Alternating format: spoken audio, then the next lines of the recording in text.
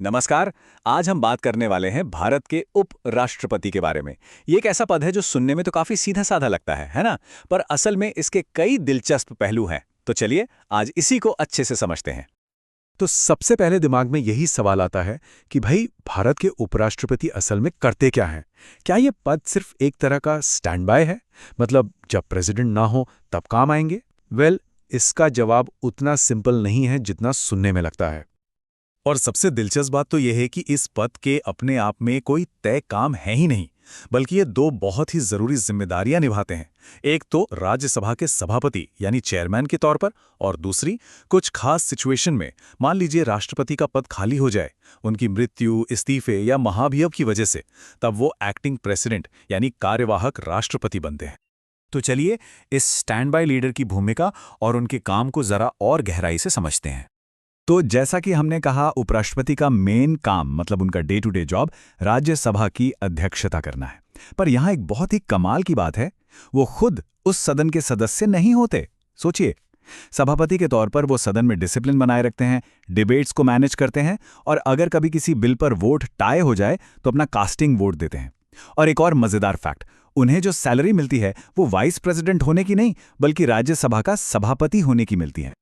अच्छा, अब एक सवाल सोचिए, अगर वाइस प्रेसिडेंट को एक्टिंग प्रेसिडेंट बनना पड़ जाए तो फिर राज्यसभा को कौन चलाएगा?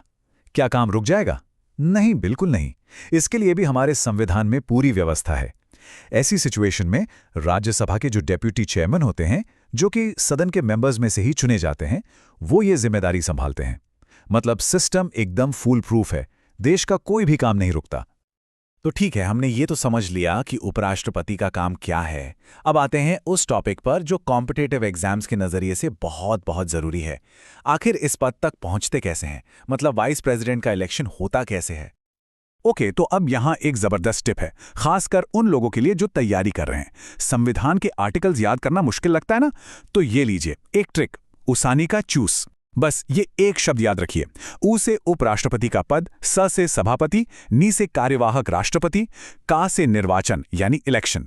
ये सब कुछ याद रखने का एक शानदार शॉर्टकट है। तो अगली बार जब आर्टिकल्स याद करने हो तो बस ये शब्द याद रखना है। अब कैंडिडेट बनने के लिए क्या करना पड़ता है? इसके 4 मेन स्टेप्स हैं। स्टेप 1, क्वालिफिकेशंस, मतलब भारत के नागरिक हों, उम्र कम से कम 35 साल हो और कोई ऑफिस ऑफ प्रॉफिट न हो। स्टेप 2, 20 सांसद आपके नाम को प्रपोज करें। स्टेप 3, फिर 20 और सांसद उसे सेकेंड करें यानी समर्थन दें। और स्टेप 4, 15,000 रुपए की सिक्योरिटी डिपॉजिट जमा करनी होती है। चलो, कैंडिडेट तो बन गए, पर सवाल यह है कि वोट कौन डालता है, कौन चुनता है हमारे वाइस प्रेसिडेंट को? तो चलिए आप समझते हैं इनके इलेक्टोरल कॉलेज यानी निर्वाचक मंडल के बारे में। अब यहां प्रेसिडेंट और वाइस प्रेसिडेंट के चुनाव में एक बहुत बड़ा फर्क है, और ये बहुत जरूरी है। देखिए, प्रेसिडेंट के चुनाव में पार्लियामेंट और स्टेट असेंबलीज के सिर्फ इलेक्टेड मेंबर्स वोट करते हैं, लेकिन वाइस प्रेसिडेंट के चुनाव में सिर्फ पार्लियामेंट यानी लोकसभा और राज्यसभा के सभी मेंबर्स हिस्सा लेते हैं। जी हां, इलेक्टेड भी और नॉमिनेटेड भी। स्टेट असेंबलीज का इसमें कोई रोल नहीं होता। ये एक बहुत बड़ा डिफरेंस है। और अब आता है इस पूरे टॉपिक का सबसे जबरदस्त पॉइंट, एक गोल्डन टिप समझ लीजिए इसे। वाइस प्रेसिडेंट के इलेक्टोरल कॉलेज को याद रखने का सबसे आसान तरीका क्या है? यह बिल्कुल वही है जो प्रेसिडेंट के महाअभियोग यानी इम्पीचमेंट में हिस्सा लेता है। मतलब पार्लियामेंट के दोनों सदनों के सभी सदस्य। सिंपल, बस इतना याद रखिए और कभी कंफ्यूजन नहीं होगा। चलिए, इलेक्शन की बात हो गई, अब जरा इनके कार्यकाल और पद खाली होने की सिचुएशन में क्या नियम है, इस पर भी एक नजर डाल लेते हैं। वाइस प्रेसिडेंट का टर्म कितना होता है? सीधा सा जवाब है पूरे 5 साल। हाँ, बशर्ते वो इससे पहले इस्तीफा ना दें या उन्हें पद से हटा ना दिया जाए। लेकिन यहां एक बहुत जरूरी बात है। मान लीजिए किसी वजह से पद बीच में ही खाली हो जाता है, तो जो नए वाइस प्रेसिडेंट चुने जाएंगे वो सिर्फ बचे हुए कार्यकाल के लिए नहीं आएंगे। नहीं, वो अपना पूरा 5 साल का टर्म सर्व करेंगे।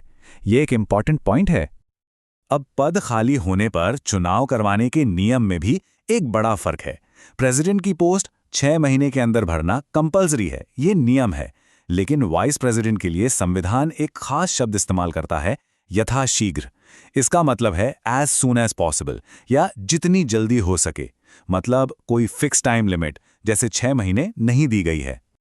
तो चलिए अब इस पूरी बातचीत को समेटते हैं और आखिर में भारत के इन दो सबसे बड़े संवैधानिक पदों के बीच के जो मेन डिफरेंसेस हैं उन्हें एक साथ एक जगह पर देखते हैं।